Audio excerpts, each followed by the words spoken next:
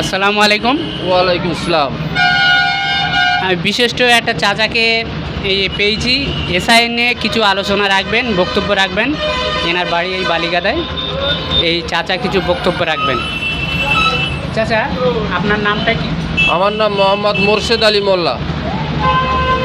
আমার নারায়ণপুরে বাড়ি, বালিগাদায় আমার দোকান, এখানেই থাকি।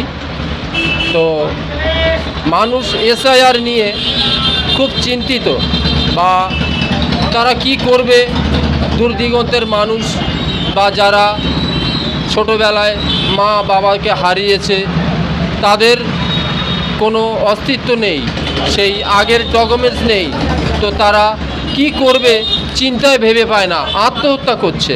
তাই একটা কবিতা লিখেছি, আমি শোনাবো।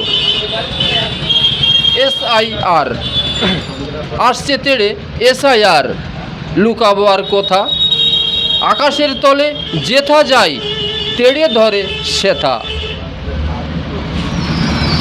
অবশেষে শেষ বাড়ি,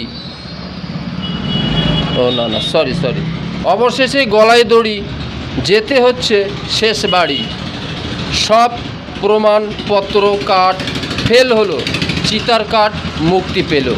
এটা একটা কবিতা লিখেছি, আরও কবিতা লিখেছি, আরও একটা শোনাবো এসআইআর নিয়ে।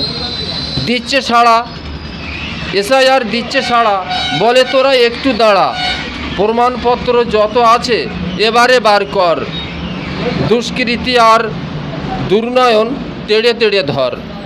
কবিতা লিখি আমি, তো এই দুটো লিখেছি। আরও হয়তো ঘটনা দেখে বা শুনে আরও আমার